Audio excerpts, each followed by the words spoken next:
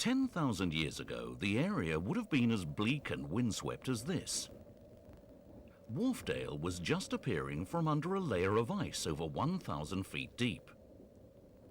As the glacier melted, it uncovered the terraces and escarpments it had formed and left behind piles of rocks, such as the buckstones, or so heavy that they couldn't be carried any further, such as the Noonstone on Addingham Moor side, which was left perched high on a ledge. The weathering on some over millennia has left them as beautiful works of art, such as the Doubler stones. The rock on top is hard, durable millstone grit, and they sit on the softer sandstone, which is gradually being weathered away. And on Ilkley Moor, the rocky valley was formed when softer rock collapsed and was eroded away, leaving behind a gritstone escarpment from which massive blocks have come tumbling down.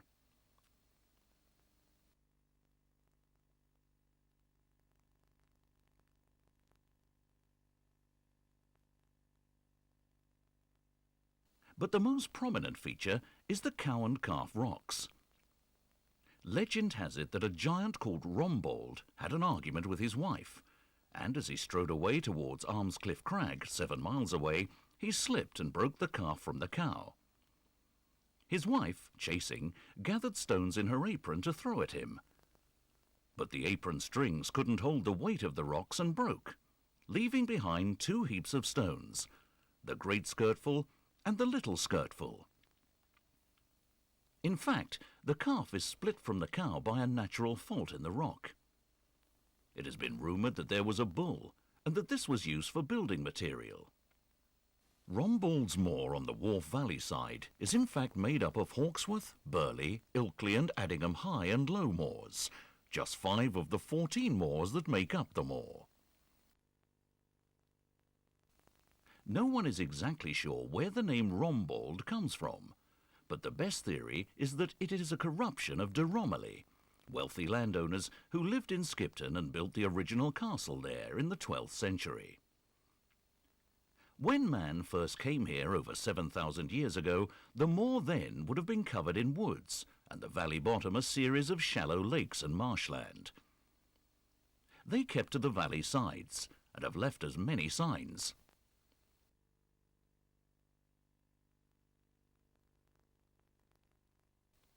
These flint arrowheads, dating between 3,500 to 5,000 years ago, would have been used for hunting. Flint isn't a local material. The nearest site in Yorkshire is on the Yorkshire Wold, some 70 miles away. This tells us that there was already an extensive trading network. If you look carefully around areas such as Wooferbank or Lanshaw Delves, you can possibly still find arrowheads such as these. Stone axes would have been used to clear land and chop down trees, until the introduction of bronze around 3,000 years ago. By this time, animals such as sheep, pigs and goats had been domesticated, and would have needed protection at night from wolves, wildcats and other prey. These are walls of an enclosure thought to have been in use 3,000 to 4,000 years ago. The enclosure, which includes huts, were excavated in the mid-1980s. The walls were rebuilt using stones found on the site. They would have been slightly higher and probably grassed over. But the most fascinating artifacts left behind are the cup and ring stones. They are thought to have been carved during a 1,500-year period to 800 BC. There are over 300 such markings, and none of them are identical. The cups are typically over 1 inch deep and 2 inches in diameter. They were made by using simple instruments such as stone or antler to gorge and smooth the stone. Concentric circles usually surround them. Some have ladder-type markings, which are wholly unique to this moor. This area has one of the highest concentrations in the world. Similar designs have been found as far away as Spain and Sweden, leading to speculation that overseas traders might have introduced them. There are many theories about them, but no one really knows what they mean. They are not on the Moor top, but around the 1,000-foot contour.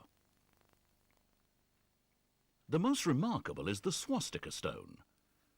The carving is protected by railings.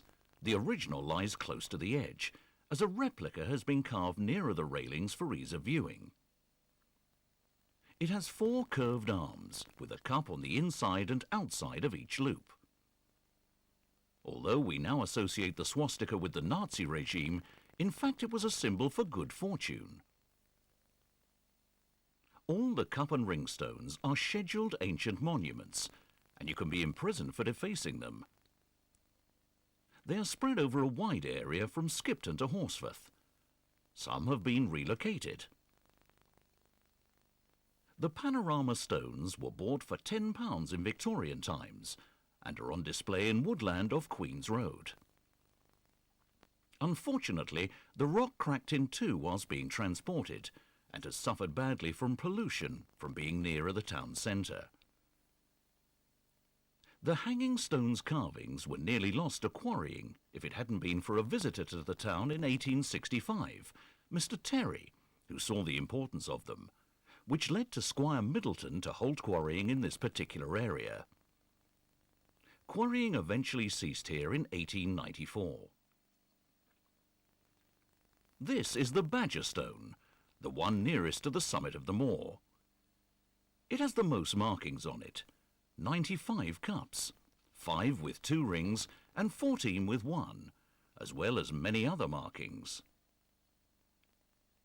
Some have been reutilised. This was once a field gatepost. What else is baffling on the Moor are the 3, possibly 4 stone circles. The most well-known is the 12 Apostles, largely because it lies on the path from Ilkley to Dick Hudson's. It is 58 feet in diameter and, not surprisingly, has 12 stones around it. Was this a site for pagan rituals, as it's aligned with both the summer and winter solstices? Or a neutral meeting point for tribes?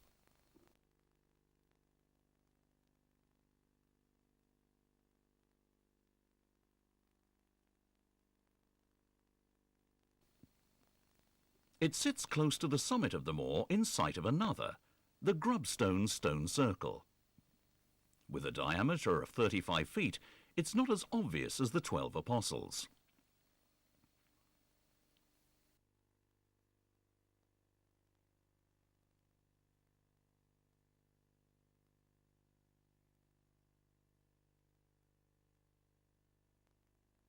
The Horncliffe Circle on Hawksworth Moor is about a mile away and looks over to the Chevin.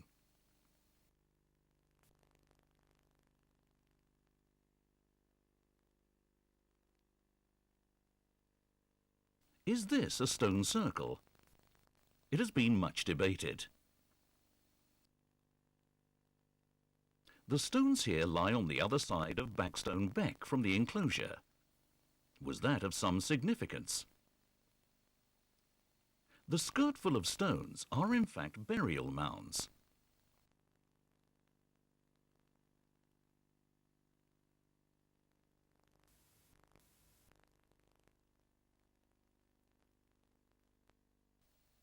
The Great Skirtful was much higher, but stones have been taken for road building and walling. Today it stands 8 feet high and is 90 feet in diameter.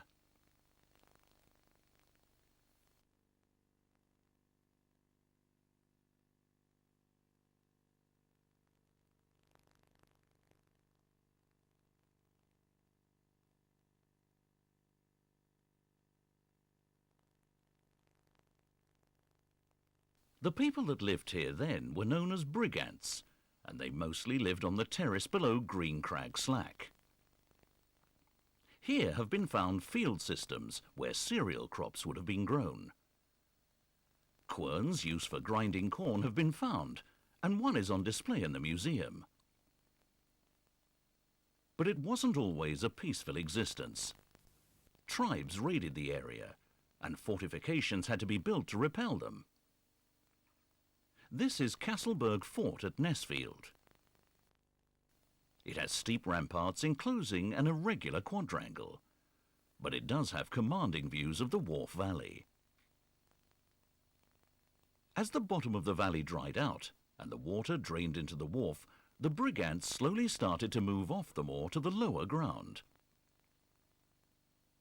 The disparate tribes would soon unite together once the Romans invaded and started to push north.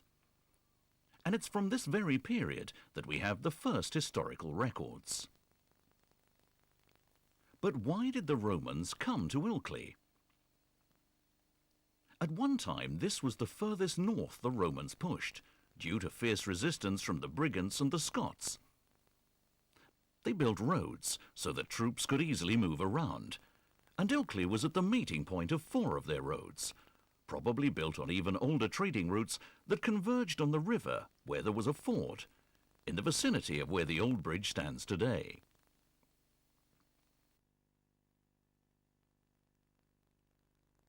One of the roads came from the Roman town of Aldborough, over Langbar Moor and down Harding's Lane.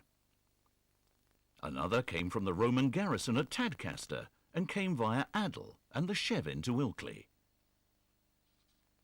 Another, which we call the Keighley Road, went straight over the moor to Manchester. The fourth went to Ribchester near Preston via Addingham. It was known as the Street and can be still followed in parts today.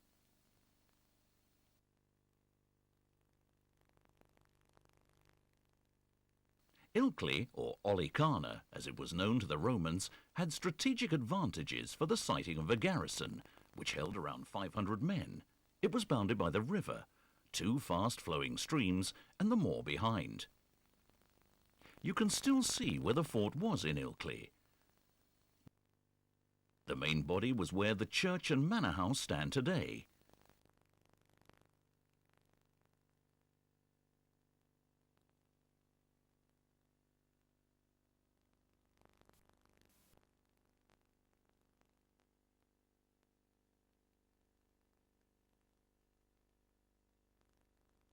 A bit of Roman wall can still be seen.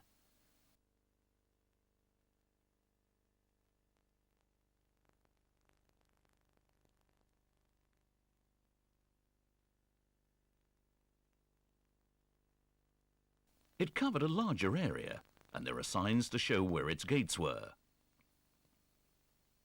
The Roman fort, part excavated in 1927, was originally a wooden fortification built in around AD 80.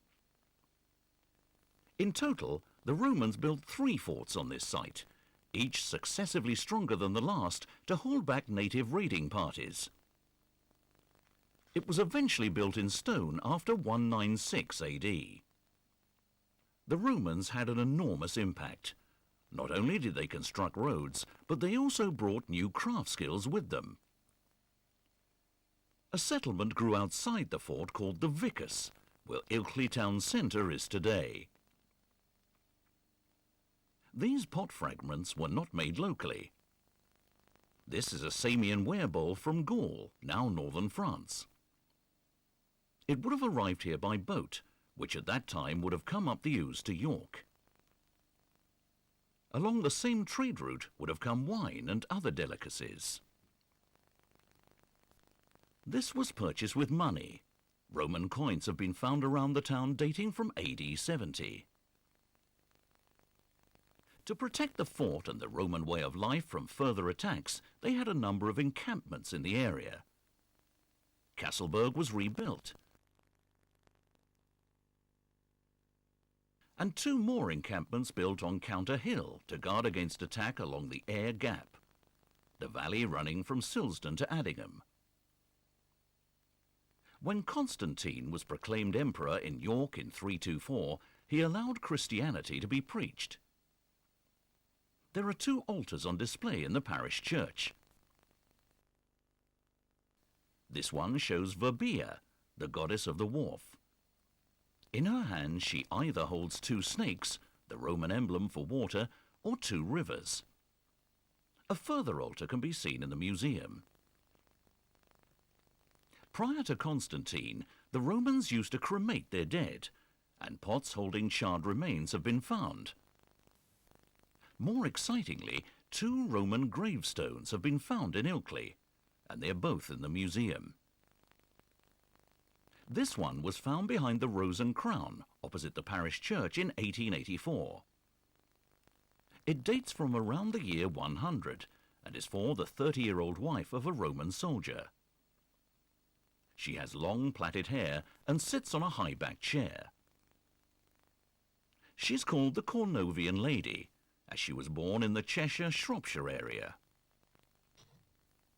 The other was found in 1867, when the foundations for the Congregational Church on the Grove were being dug. There probably was a painted inscription on the panel below the family, but this has worn off, so we know nothing about them. The Romans left around AD 400. Germanic tribes were invading Italy, and all troops were recalled to defend Rome. The Roman way of life was lost, and locals returned to pagan rites.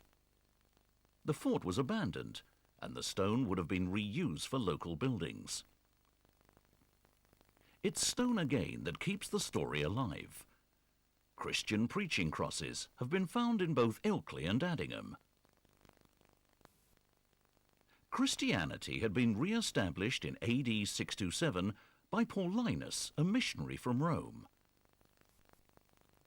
In that year he baptized the Anglo-Saxon king of Northumbria, Edwin, as a Christian at York in a rudimentary chapel that was the forerunner of the present York Minster, St. Peter's.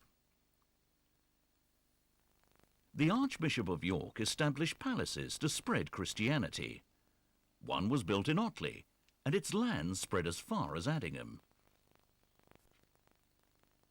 When the Vikings invaded in AD 867, the then Archbishop, Wulfhere, took refuge in Addingham. He probably stayed close to where St. Peter's Church is today. As in 1990, when they came to build an extension to the church hall, a Saxon burial ground with around 80 graves was uncovered.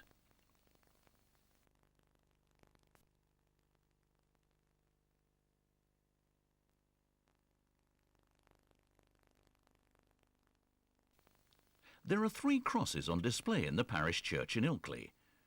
They date from between the 8th and 10th centuries.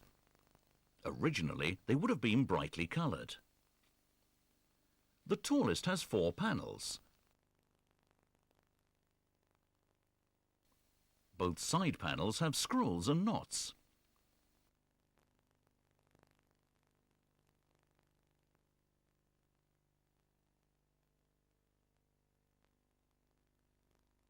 On the reverse are depictions of the evangelists. They have heads of beasts, but human bodies. The crosspiece has been reassembled from 2 fragments. The upper piece was found in the wharf in 1884. It probably does not belong to this cross. The second tallest has the finest carving, but much has been lost. At one time it was used as a gatepost. 4 panels can still be seen, but very worn. The top one depicts the naked bodies of Adam and Eve, and the others beasts or birds.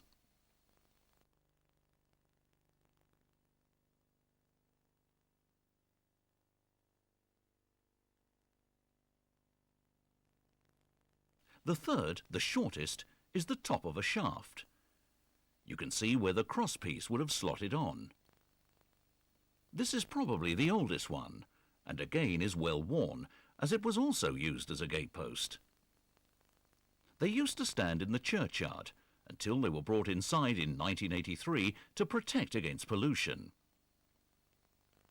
The panels depict beasts on all sides, apart from one that shows a man holding a book. The cross at Addingham was found in 1946 when a grave was being dug in the churchyard. Although small, it is much more ornate than the Ilkley crosses. The head has been broken off and probably would have been a wheelhead. The biggest change to the people of the area came after the defeat of King Harold at the Battle of Hastings in 1066, when William of Normandy overran the country. We know a lot more about the area from this time, as in 1086 William had the Domesday Book compiled, telling about all the lands and their value that he had gained.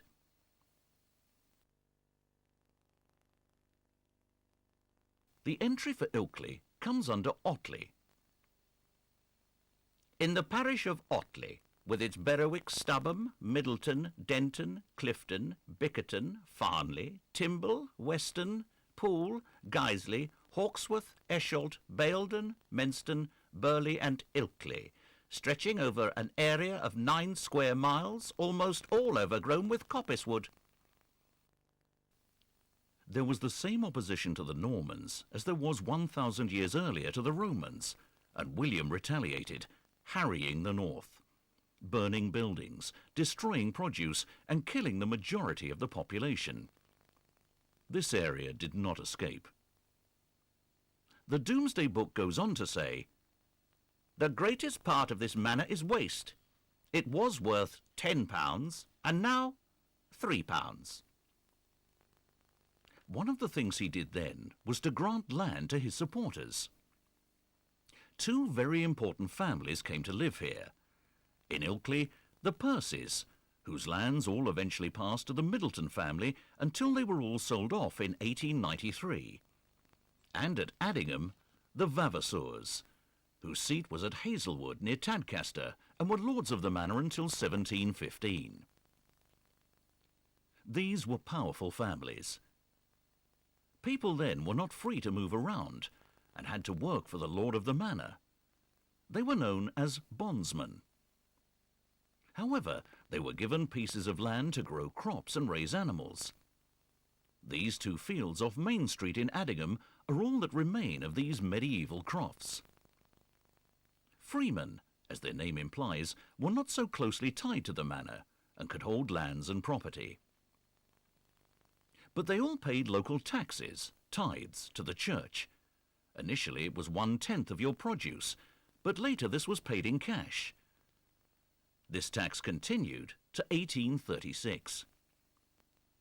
To assure themselves a place in heaven, local families gave lands to monasteries. In this area to Bolton Priory, Fountains Abbey, and as far away as Sawley Abbey in Lancashire, and Hexham Abbey in Northumbria. With the Normans now in power, they rebuilt the churches in stone. There are 2 from this period in the area.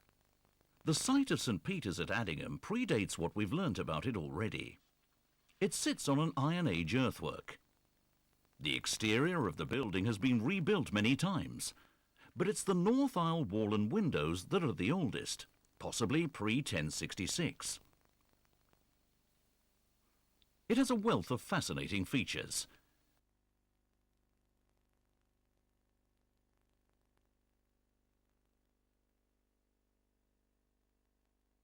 If you look above you in the nave, you can see grotesque carved faces on the Tudor crossbeams.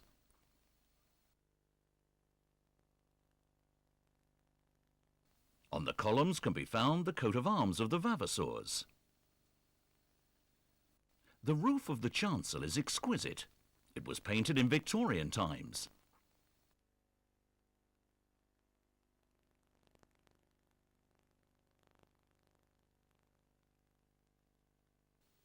It's complemented by Mouseman furniture of the 20th century, from the workshops of Thompson's at Kilburn, and hand-stitched kneelers. Looking back, there's an unusual Georgian gallery. Many churches built these to accommodate growing congregations during the 18th century. The tower, which sits on a Norman stone base, was a much later addition in 1757. The church wardens, William Bell, Henry Harrison and Robert Lane, obviously thought they deserved a pat on the back. The clock would have been installed in the early to mid-19th century.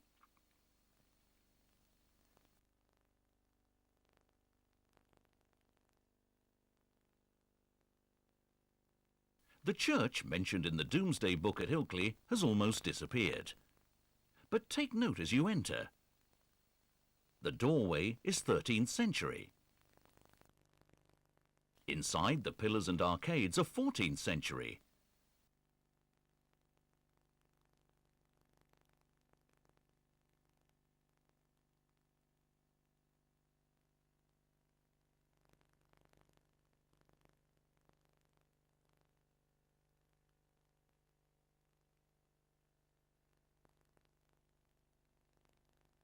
The tower, 15th century. Have a look at the bottom of the tower to see an original medieval door.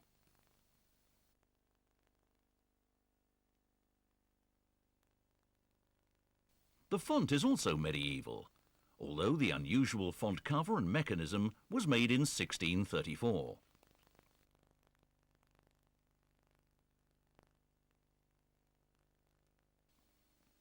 Also look for the tomb of Adam Middleton, who died around 1320. England in the Middle Ages was constantly at war and suffered epidemics like the Black Death in 1348 that wiped out about half the population, including the priest at Addingham.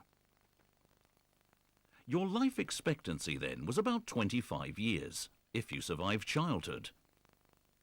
This kept the population of around 500 in the whole area hardly changed between 1000 and 1500. Industry in the Middle Ages included corn milling.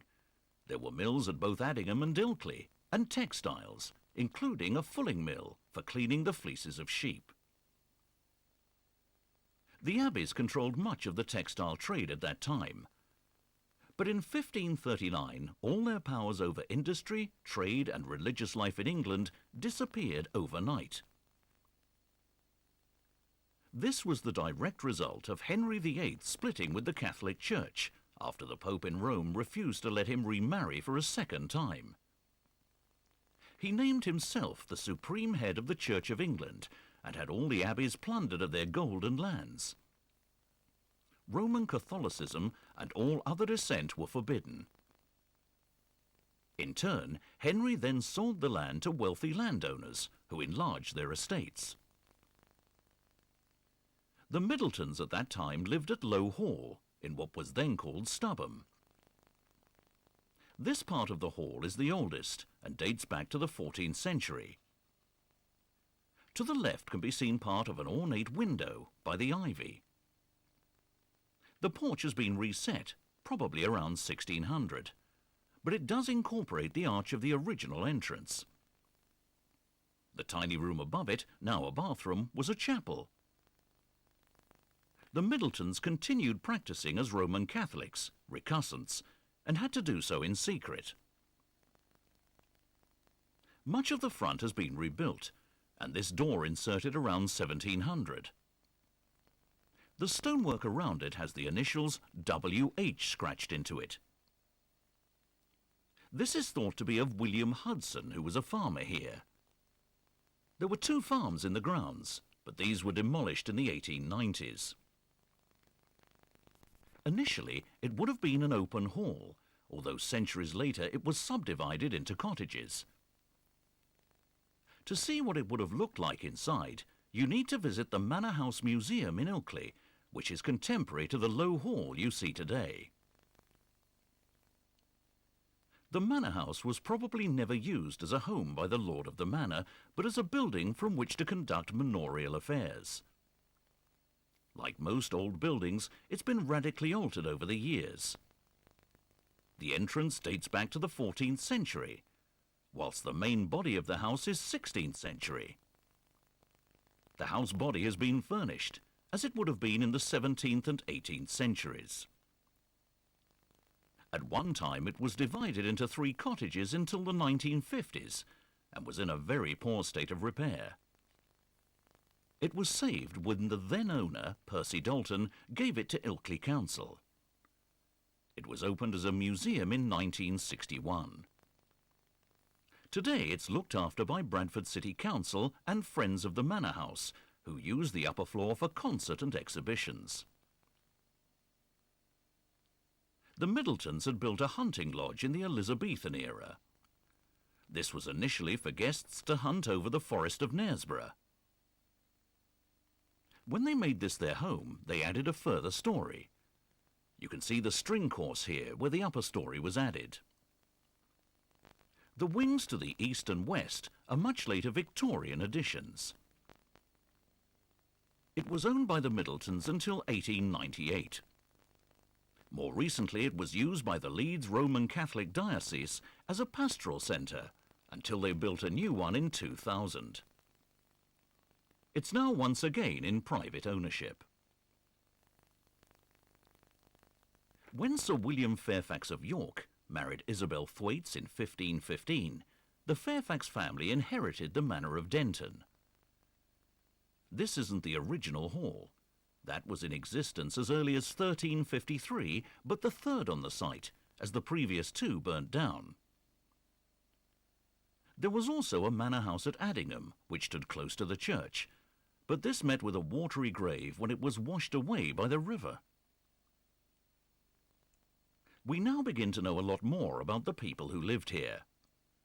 Parish registers were required to be kept from 1538. However, Ilkley's does not survive from that date. The earliest records go back to 1597. The first entry is for Henry Joblin of Stead, who was baptised on May the 9th. During that first year, 15 children were baptised, 3 of whom were illegitimate. Child mortality rates were also high. 3 of the births are registered as deaths within their first year. It has been surmised from the parish records that around 250 people lived in the area. The earliest brasses in the church date back to 1562. This interesting one is to Captain John Heber of Hollin Hall. He died aged 28 in April 1649. Both his 26-year-old brother, Christopher, and 18-year-old sister, Letitia, died in the following 4 weeks of black fever. This family pew was built in 1633 for the Watkinson family. At that time, John Watkinson was the church warden.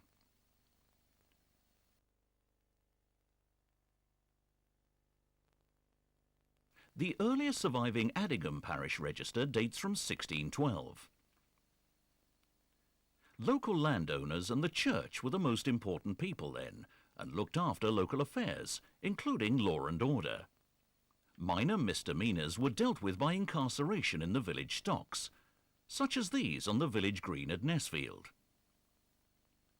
Although Ilkley's Manor Court records tell of Elizabeth Constable being ordered to be ducked for using scandalous words on October the 10th, 1594.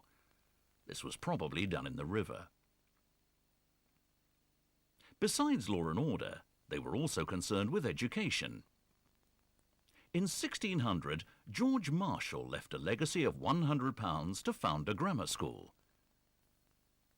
It took 35 years to recover the money, and the school eventually opened in 1637. The people of Addingham were not so slow and built their own in 1669. It was originally a single-storey building like Ilkley's until the first floor was added in 1805. Addingham, as we see it today, a long linear village, was beginning to form.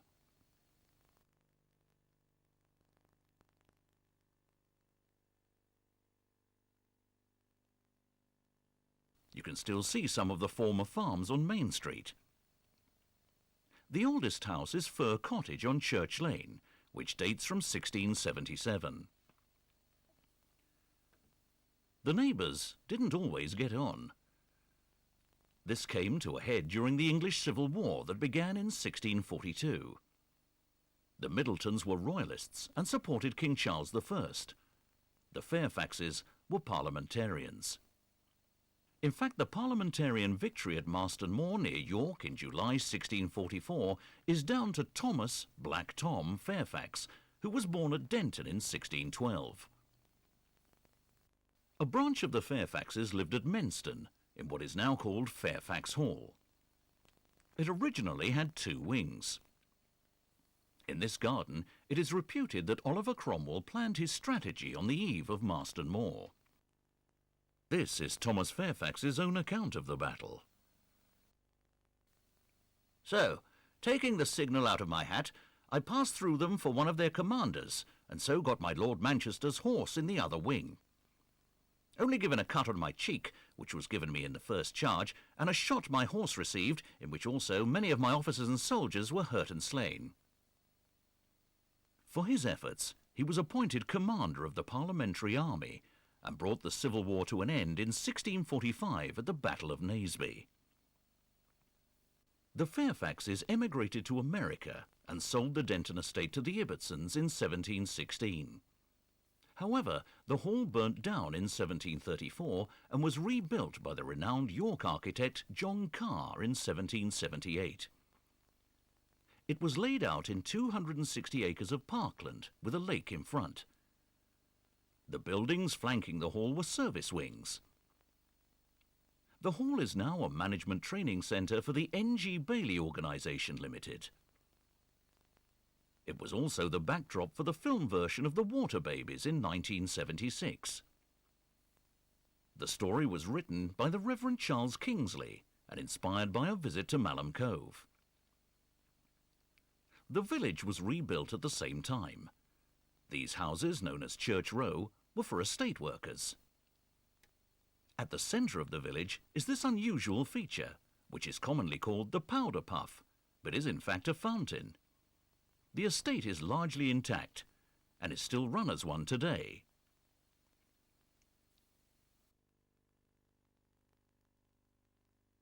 There used to be a private family chapel, but this was demolished in 1772 to make way for the present church. It too was designed by John Carr and opened on the 14th of July 1776. It initially was a chapel at ease to Otley, but in 1868 Denton Parish was created, which in turn, 100 years later, combined with the parish of Weston. One of the most interesting religious houses had been established by then, the Quaker Meeting House at Lobwood. The Quakers were founded in 1652 by George Fox. They believe in a plain, peace-loving life. This chapel was built in 1689, the year of the Religious Toleration Act, and is very simple. The pews here are not original to this chapel, but are from the Meeting House in Skipton. However, they do date from 1761. The Meeting House is looked after by the Historic Chapels Trust, and it is open a number of times during the year and occasionally for services.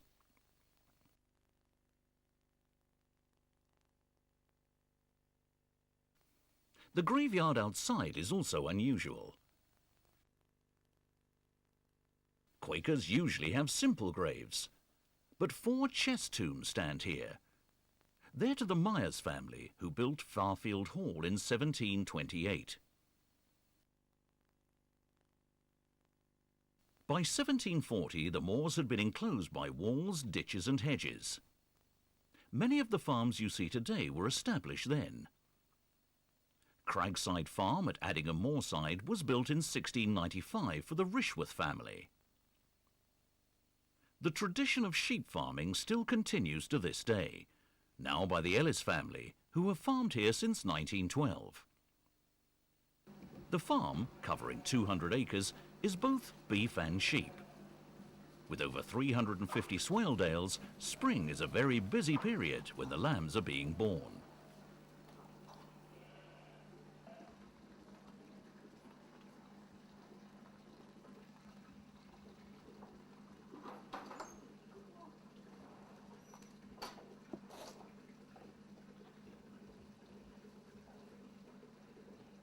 This newborn lamb is up and walking in less than 10 minutes.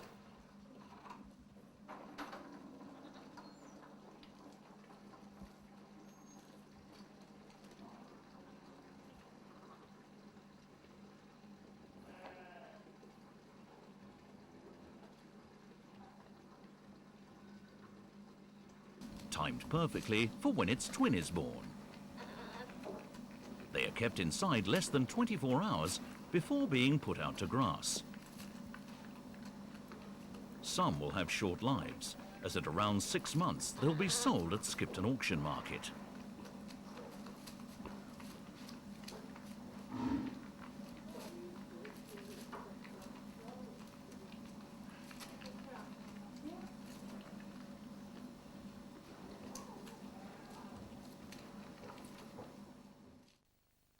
A sideline to farming was weaving, which until the late 18th century was all done by hand in the home. Addingham was at the forefront of the Industrial Revolution, especially with regard to the mechanisation of weaving worsted cloth.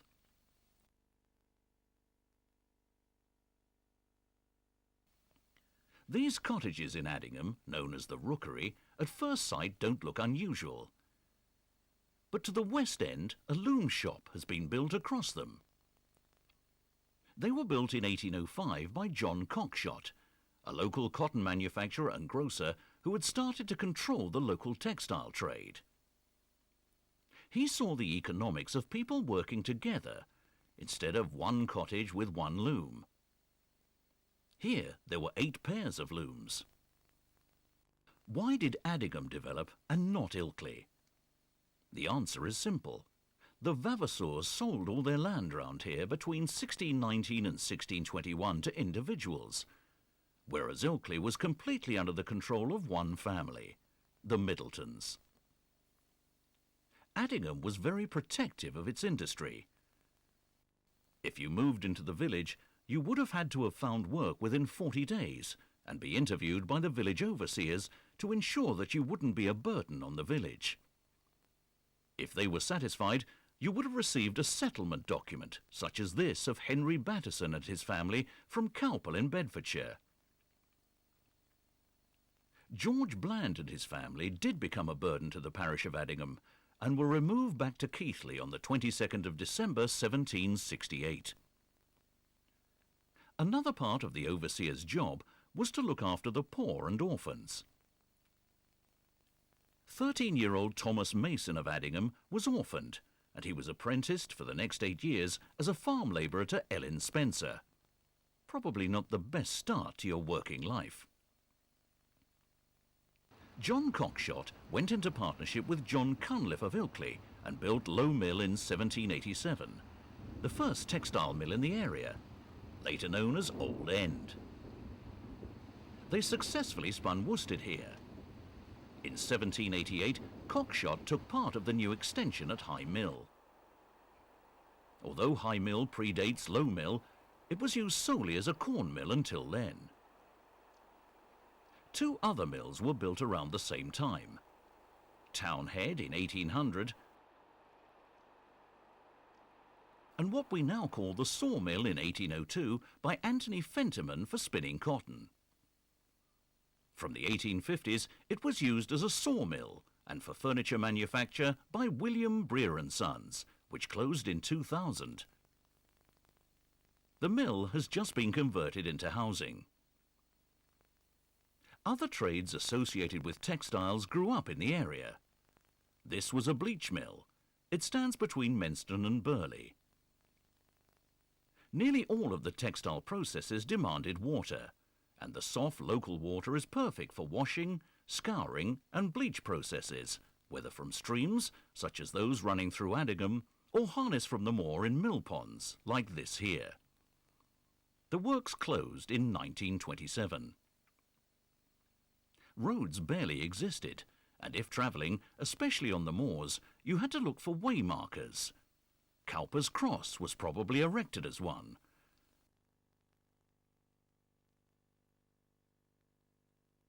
And this one on Middleton Moor gives a general idea of the way to Ripon. There were few bridges to cross the wharf, as they kept being washed away in floods. However, Ilkley Old Bridge still stands from 1673. Look closely and you can see the mason's marks and the flood levels.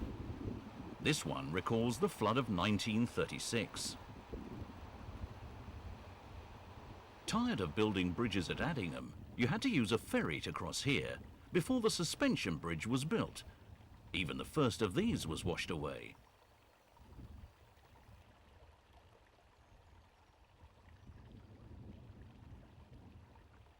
To get across the wharf to Denton, you would have had to use these stepping stones before the more modern bridge was built.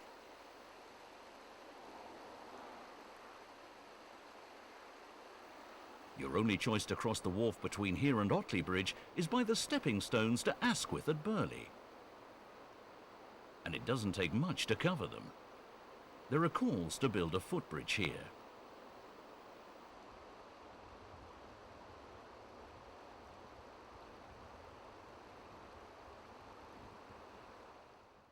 Cloth would have had to have been carried to the main cloth markets in Leeds or Bradford, which started around 7 a.m, a very long journey in those days.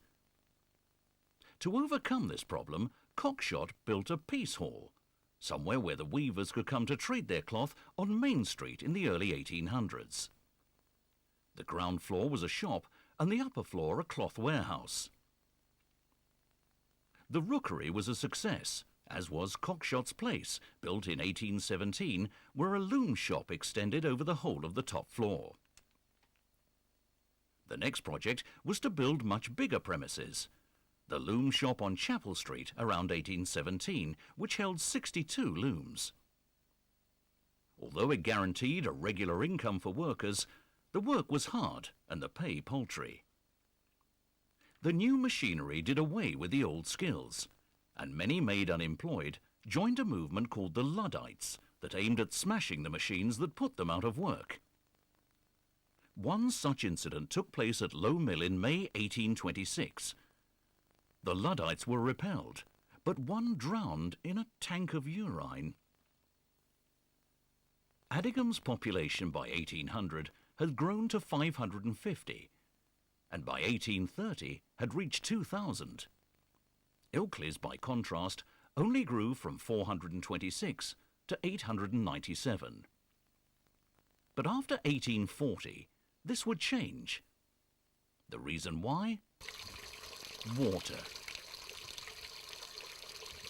The spring at White Wells had been known for a long time. The earliest reference to it was made in the 1690s. But William Middleton saw that this could be an advantage, especially after the huge growth of spa towns elsewhere in England, such as Morven and Leamington Spa. A visitor to the town in 1709, Dr. Richardson, found, "Ilkley is a very mean place, and is equally dirty and insignificant, and chiefly famous for a cold well, which has done remarkable cures in scrofulous cases by bathing and in drinking of it." In 1791, White Wells was developed.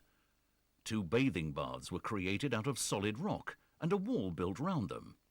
There was no roof until further improvements were made in the 1820s. Visitors came during the season, really the summer months, from July to September, presumably when they thought that the water might be a little warmer. To get to them, people would have gone up from the village by donkey.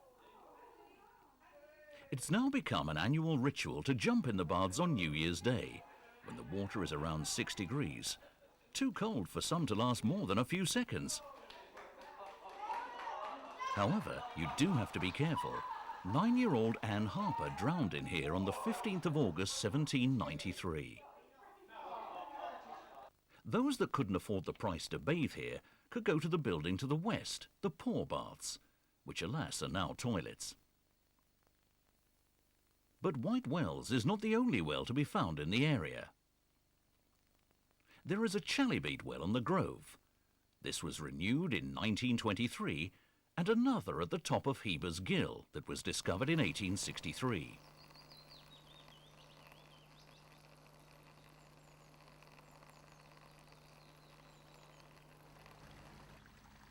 This well at Menston, an unusual one with its 12-foot trough, is called Lady's Well. At one time, a well house covered it, with steps down to it, when built in 1665. This well, near Street Farm at Addingham, is reputed to have healing properties. Not as though you would want to try it now. And of course, the well at Denton had to match its surroundings. This is called St. Helen's Well. St. Helen was the mother of the Roman Emperor Constantine the Great, and her name is often associated with holy wells.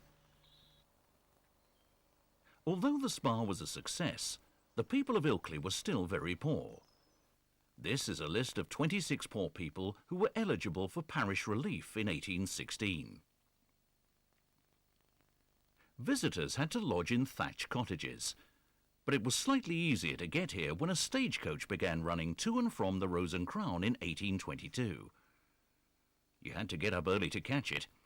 It left at 7 a.m. and took 2 hours to get to Leeds via Otley. It only operated 3 times a week as well. But what really triggered the expansion was the opening of the Ben Ridding Hydro at Wheatley in 1846. The former mayor of Leeds, Hamer Stansfield, had visited Gruffenberg in Austria in 1843, where Vinzenz Priesnitz, a peasant, had successfully cured his father by using water treatments. His water treatment cures had rich and famous people flocking to him from all over Europe. The hydro became so well known that Wheatley became known as Ben Ridding. The water cure wasn't quite a holiday, as these cartoons of the time show. The cure not only depended on lots of cold water treatments, which certainly would have got the circulation going, but also lots of exercise, whether out walking on the moors or playing sport. They were woken up at 6 a.m. and went to bed at 10 p.m. Meals were also meagre. In fact, the well-to-do residents were paying for a healthy lifestyle, much like the health spas of today. Ben Ridding initially had 80 beds, but was enlarged under the physician Dr. William MacLeod to 160 beds in 1859. Others were keen to emulate the success of Ben Ridding. The next hydro to be built was Wells House in 1856 at a cost of £30,000. It had 87 bedrooms. This imposing building was designed by Cuthbert Broderick, the architect who designed Leeds Town Hall. Other hydros included Craiglands in 1859, which was doubled in size in the 1890s, and Trout Beck in 1863, which has been a nursing home since 1985.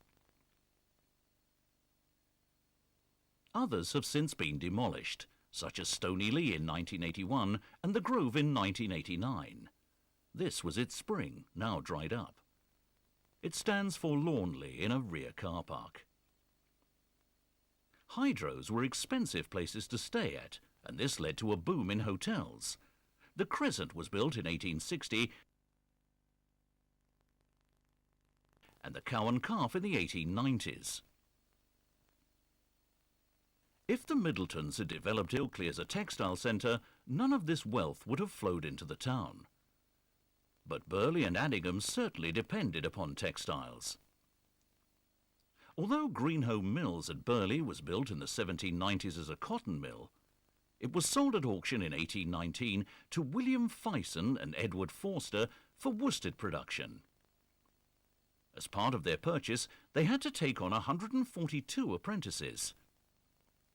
Fortunately for them, the new owners were very enlightened for their time.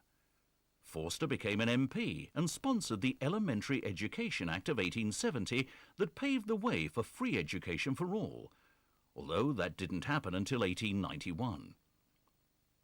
Even by 1856, they had a school in the mill for part-timers, usually those under 13 years of age.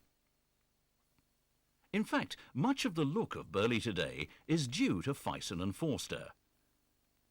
At its height in the 1870s, Greenholme Mills employed over 1,000 people, accounting for over 60% of Burley's working population. Mill work was hard, from 6 in the morning to 5:30 at night, as well as Saturday mornings. They were keen for their employees to learn and improve themselves, and built the lecture hall and school in 1868.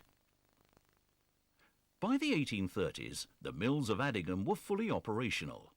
It was the main shopping town, with people coming all the way from Ilkley to buy goods. Pubs also sprang up to slake the thirst of the mill workers. In Addingham, the Crown, the Fleece, and the Craven Heifer all date from the early 1800s. But the most unusual has to be the Hermit at Burley Woodhead. This was named so in the 1860s after Job Senior, a farm labourer. He had the fortune, or misfortune, to marry a wealthy elderly lady. When she died soon after their marriage, her family came and destroyed the property that Job was living in. For the rest of his life he lived in a cave on the moor and was renowned for his singing. He died aged 77 in 1857. Drinking might have been on the rise, but so were religious beliefs that tried to curb it. Methodism was introduced by John Wesley, who preached in the area a number of times in the 1750s. Menston has one of the earlier chapels. It's this building, dating from 1826, that sits to the left of its larger neighbour, built 60 years later in 1886. This garage in Ilkley was built as a chapel in 1834. This one, dating from the same period in Burley, is used as a youth club. This primitive Methodist chapel at Burley Woodhead of 1869 replaced an earlier one in 1824. It was turned into a house in 1966, as is the former chapel at Langbar. This one in Addingham, dated 1808 and replacing an earlier one of 1778, has been converted into flats.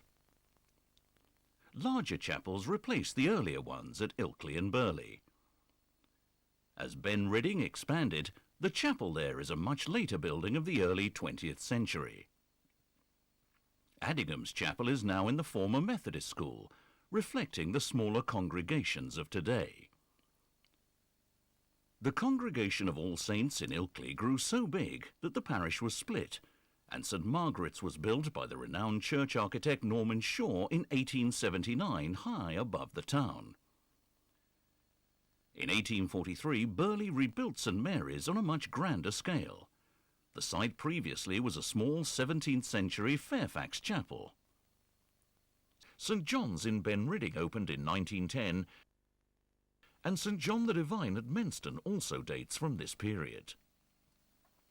There are 4 other independent chapels: the Baptists in Ilkley, Salem United Reform at Burley, built in 1840, Mount Hermon in Addingham in 1863, and Ilkley Congregational Church in 1868.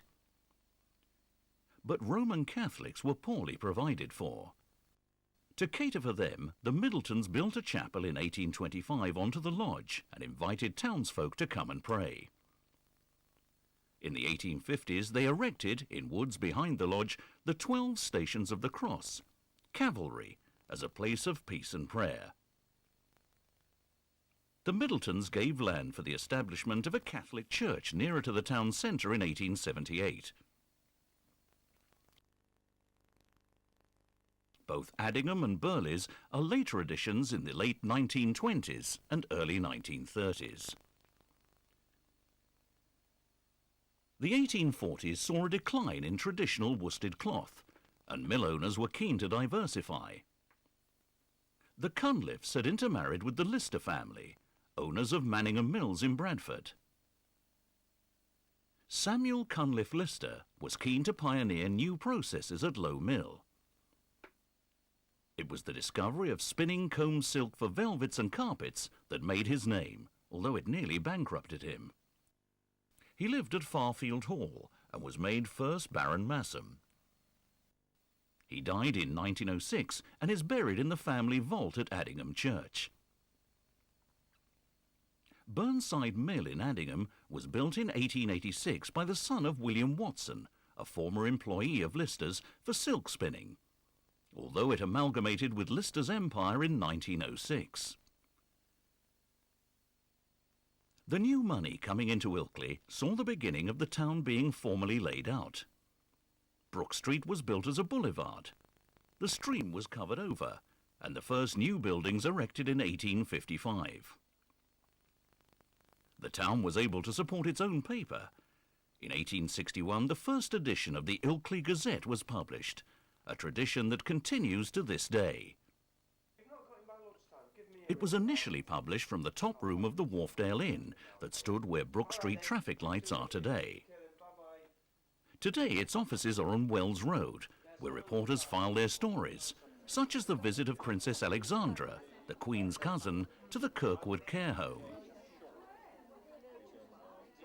The paper is now owned by Jeanette, publishers of USA Today, and the paper is printed in Carlisle. The paper used to publish a list of those who were staying at the hydros and hotels. The most famous visitor was probably Charles Darwin, who was staying at Wells House when his controversial book, On the Origin of Species, was first published in November 1859. Ilkley grew very quickly in the second half of the 19th century for two reasons.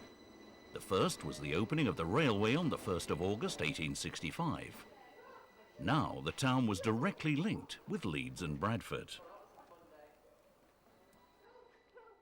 Secondly, the Middletons started to sell off parcels of land. The first land sale took place in 1867. Escaping the insanitary and dirty conditions in the heavily industrialised cities of Leeds and Bradford, directors and senior managers of mills built grand houses in Ilkley and at other villages served by the railway. Burley has many fine houses, including the Lawns and the Grange on Main Street. It became the home of Burley Urban District Council in 1905 and is now used for educational purposes. Such was the importance of the hydro at Ben Ridding, a station was built just to serve it. Addingham at this time was not thought important enough to warrant a line to it. They had to wait until May 1888. But the extension of the line saw a box iron bridge being built across Brook Street in 1887 and a similar one across Main Street in Addingham. One of the campaigners for the line was the Duke of Devonshire, owner of the Bolton Abbey estate, who wanted the grouse shooters. An annual visitor was King Edward VIII. Grouse shooting has been a popular pastime of the wealthy since the 1750s. Burley Moor is still privately owned, with permitted access only to walkers on established footpaths. It's still run as a grouse shooting moor, with shooting from the 12th of August until the beginning of December. The moors are managed by keepers, who, after the end of the season, burn off patches of heather to allow it to regenerate and provide cover for nesting grouse and partridge.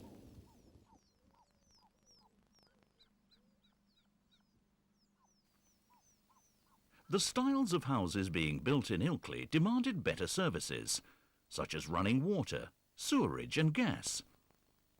The old rural parish councils were not set up to cope with vast public schemes. This was recognised by central government, who passed an act in 1858 to create district councils.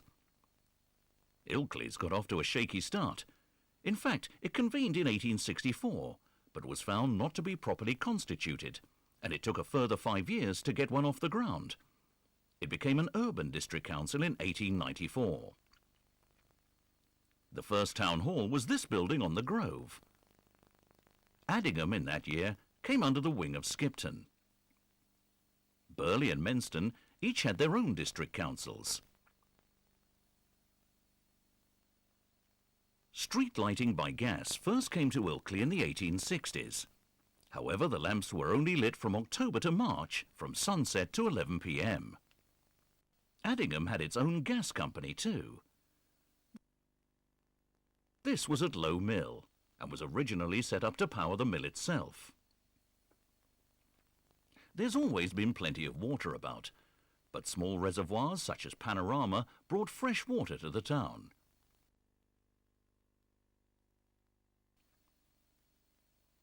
The largest reservoir is March Gill up on Middleton Moor. Funnily, this did not serve Ilkley, but Otley. It's now used as a compensation reservoir for the wharf. Sewerage works were built close to the wharf. You can still make out the original filter beds of 1877 just behind the present sewerage works off Leeds Road.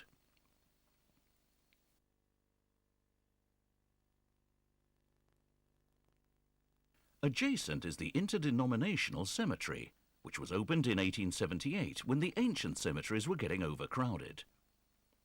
There are two chapels in it. The one to the left is for the Church of England and the one to the right for nonconformists. The first bespoke hospital was the Convalescent Hospital above the Grove. It was built in 1868 and is now being converted into housing. A second hospital was built in the town by public subscription. This was the Coronation Hospital in 1904. It continues to serve the area today, although its future is in doubt. But these two hospitals are dwarfed in size by the two mental health hospitals built at Menston and Burley. Hyroyd's Hospital was built in 1888 as the West Riding Pauper Lunatic Asylum. It closed in 2002 and all the contents auctioned off. The 200-acre site has been purchased for £26 million and the listed buildings will be turned into flats and apartments and new houses will be built, in total providing over 550 homes. The plans also include a new school and health centre. Scalebore Park Hospital at Burley, which closed after a century, has just been converted into apartments.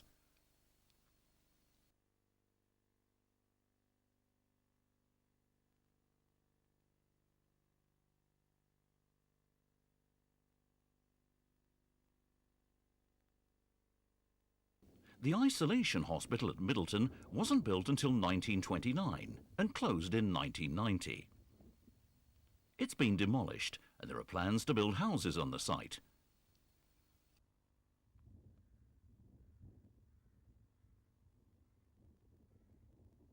The former nurses' home is now Westville House Independent School.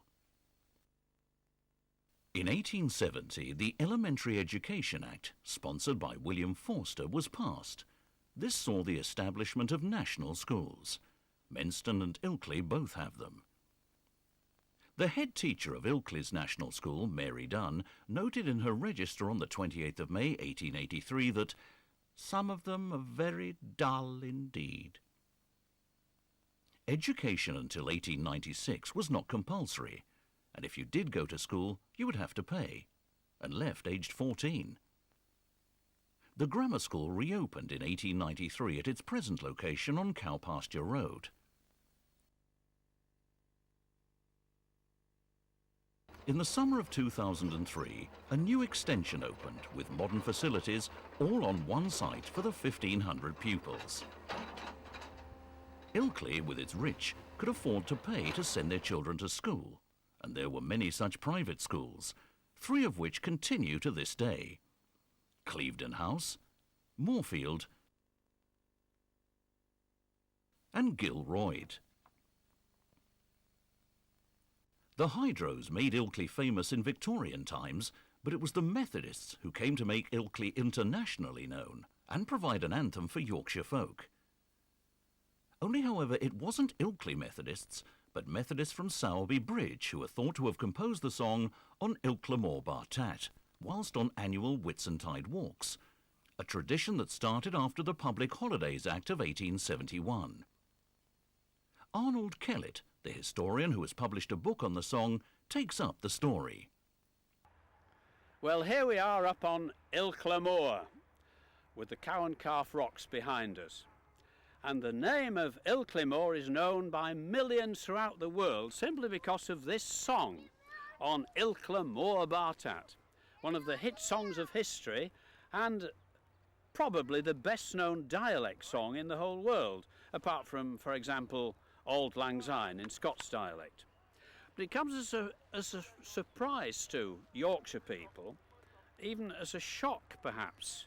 They even regard it with disbelief when you tell them that its origin is not in Yorkshire but in Kent, because the tune at least was written by a Canterbury boot and shoemaker, a man called Thomas Clark, and he was a conductor of Methodist choirs.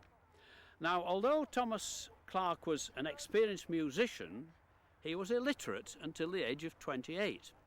And the man who taught him to read and write was a schoolmaster in the village of Cranbrook in Kent.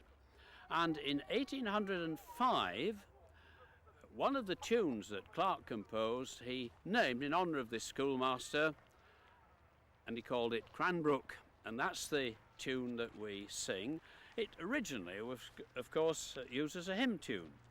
And the first words sung to it were written by Dr. Doddridge, who'd been a friend of John Wesley's. And the previous century, John Wesley had encouraged his people to, as he put it, sing lustily, sing with dignity, but sing with all their heart and soul, especially when they sang in the open air. And this is the kind of thing you would have heard when the tune was first published. Something like this. Grace, 'tis a charming sound, 'tis music to mine ear. Heaven with the echo shall resound, heaven with the echo shall resound, and all the earth shall hear, and all the earth shall hear, and all the earth shall hear. So there it was, a hymn tune, and it became very popular, and other words were sung to it, for example, "Oh, for a Thousand Tongues" by Charles Wesley, and especially "While Shepherds Watched Their Flocks by Night," which was a great favourite in Yorkshire. And then we think from about 1850 we can place it. It couldn't have been much before then, but in the late Victorian period there was a choir outing. And for linguistic and topographical reasons I've gone into in this book, we think these choir singers came from the Halifax area. And they would follow the traditional routes, starting at Dick Hudson's, and they would walk over the moor, and as they walked, they sang. We've got to remember, especially in those days, choir outings meant singing without hymn books, without hymn sheets. They just sung for the pleasure of it. Another thing that was very common on choir outings, people did a bit of courting. In fact, I did some of my own courting more than 50 years ago now it would be, as I look back, on a choir outing. And it was very common for people to wander off and do a little bit of canoodling. And one couple, when they returned from courting, had their legs pulled by their fellows in the choir, and they said something to them like this: "Hey, we were to barn when I saw thee. Where were you going when I saw you wandering off to do your courting?" A later version was, "Where hast thou been? Where have you been since I saw you?" Which isn't quite as logical. It would be originally, the oldest version, "We were to barn." It's an old Viking word actually in dialect. "We were to barn when I saw thee on Ilkley Moor, bart at." That means without hat. In those days, everybody wore a hat. But this lad, because he knew he was going off to do a bit of courting, or perhaps because he lost it during a romp in the heather, I don't know, but he was without a hat, and in those days, if you went without a hat, you might catch cold. That's bound to catch the dear the cold. And then, of course, he would die. Then we'll let her bury thee, bury him on the moor. And then worms will come and eat thee up. People were more familiar then with the idea of worms eating corpses, because there was no cremation. You see the term used in hymns sometimes, the worms destroying the body. And then, of course, the ducks. Then ducks will come and eat up worms. Why did you think of ducks? Perhaps it's seen some on Ilkley Tarn, as I've seen ducks on Ilkley Tarn. Then we shall come and eat up ducks. Then we shall all have eaten thee. That's where we get his own back. This fascinating cycle. Even Shakespeare used this, actually, in Hamlet, the idea of, the life cycle. But it was just a Victorian leg pull. They were just having a bit of fun. And I think it would have just disappeared from history if they'd put these words to any other tune. But they chose this. "We're what a barn when I saw thee on Ilkley Moor, Bartat. We're what a barn when I saw thee. We're what a barn when I saw thee on Ilkley Moor, Bartat. On Ilkley Moor, Bartat. On Ilkley Moor, Bartat."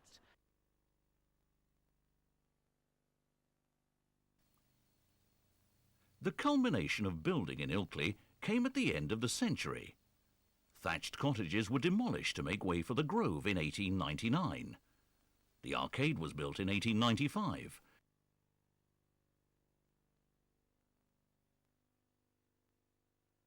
And the last of the finest grand houses was built, Heathcote. It was a bold design statement by Sir Edwin Lutyens. He visited Ilkley and found it dreadful, and was not impressed with the Victorian vogue for the Gothic revival-style buildings built of local stone. He appealed to John Thomas Hemingway, who had worked his way up to become owner of wool merchants Richardson's in Bradford, to build a house inspired by a Roman villa, something that would reflect his status. The house is quite unlike anything in the town, indeed Yorkshire. When completed in 1908, its cost was £17,500 and made Lutyens' name, although it ostracised Richardson from Ilkley society. Today it is the registered office of the N.G. Bailey Organisation Limited, the same owners as Denton Hall. The last Middleton land sale took place in 1893, when Ilkley Moor was sold for £17,000 to the Urban District Council. To make Middleton accessible by motorcar, the first new bridge in over 200 years was built across the wharf in 1904. To make sure it wouldn't wash away, it was built wide, with turrets to take the strength of the iron bridge. More civic building took place. A pledge to pay for a library by philanthropist Andrew Carnegie spurred the council to look at building a town hall that reflected the town's status. The King's Hall was added to provide a venue for concerts and shows. When this opened in 1908, it was found that there was no venue that dances and other light entertainment could be put on, especially if it was raining. So the Winter Gardens was added in 1913. The complex is still used for concerts and events today. This is the Complementary Therapy Festival that's held twice a year in the town. Sports and leisure clubs were being formed. Each village has its own cricket club. Menston and Ilkley both have two. Other clubs include rugby and tennis. But the coming of the First World War was a watershed for the area. The hydros were falling out of favour and were never as popular after the war. But it did reverse the fortunes of both Addingham and Burley when the mills worked flat out for the production of cloth for uniforms and blankets. There was great loss of life. The war memorials in the towns and villages are testimony to the fact. The interwar years saw a great trade depression. However, some new facilities were added. The Lido was opened in 1924, with the tennis courts and putting green opening in 1936.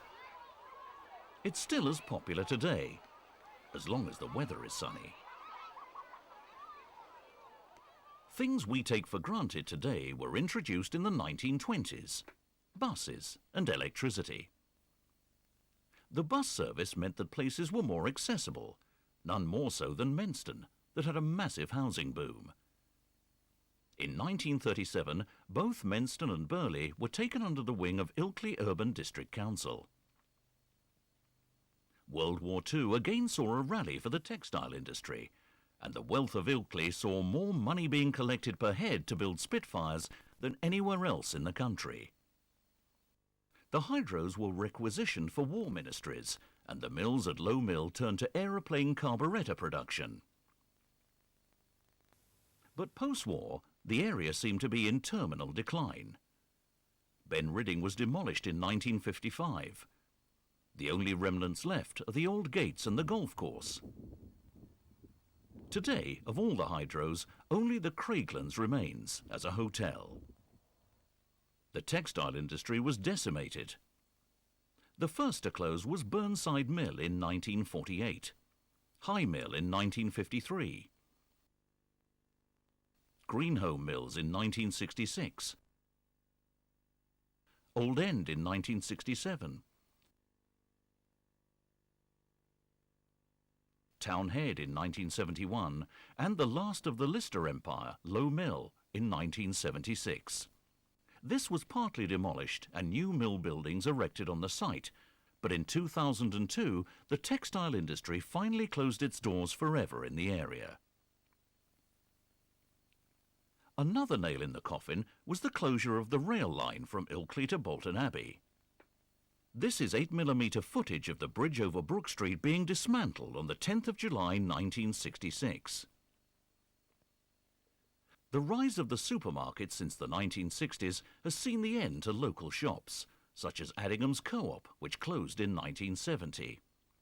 Many more shops have closed on Main Street, as locals now prefer to shop at Tesco's or Booths in, of all places, Ilkley. By 1974, the area had lost the right to govern itself. All the urban district councils were abolished. Now local government is conducted by the City of Bradford, which for over 100 years people had moved to the area to escape. Addingham and Ilkley both retain parish councils. Although they have limited powers, they're able to provide a community service, such as Ilkley's successful twinning with Coutances in France in 1969 that grew out of a link with the grammar school. But Ilkley thrives today as a shopping centre. The Moors and Station Plaza were developed in the 1980s. House building has been on a massive scale. Addingham in particular has been targeted for new housing. All the mills and loom shops have been converted into apartments, even the old school. Open spaces have been infilled with new developments. Addingham's population today is bigger than it's ever been. So too is Ilkley's, that stands at 14,000. But it isn't young people who are moving in. Schools are closing. The middle school in Addingham closed in 2001. The Old National School, All Saints, in Ilkley in 2002. The junior school is being developed into housing, but sadly the infant school was demolished in April 2003. All Saints moved to a new site on the other side of town in November 2002. Now the children are all together in one building. But it's the motor car that has put the greatest strain on the services. Rather than shop locally, walk or use public transport, people are making more car journeys than ever.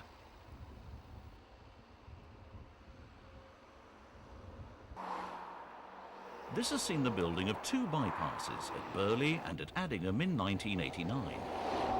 But still, all those cars have to squeeze through the Brook Street traffic lights in Ilkley. To combat this threat to the heritage of the towns and villages, groups such as civic societies have fought to protect historic properties, views and facilities, firstly through conservation areas and latterly through village design statements that both Menston and Addingham have adopted. This has led to developers having to listen to the needs of local people. It's for the beauty of the area that people want to live here. Ilkley has been ranked 42nd town in the country for millionaires. 112 live here. And house prices have also just reached that magical £1 million sum here too. But the town can let its hair down. The Ilkley Carnival was inaugurated in 1988 and attracts over 20,000 people on the Maybank holiday to see the floats, bands, the fair and events in the arena. If you've come for the outdoor life, there's no getting away from it, whatever your age. There's a playground in Riverside Park, or canoeing on the river, or the Stone Maze in Darwin Gardens. If it's a little hot in the summer, some people are rather more daring. Even if the in you, it can still be serious fun, whether it's rock climbing, gliding, or joining in one of the fell runs organised by Ilkley Harriers.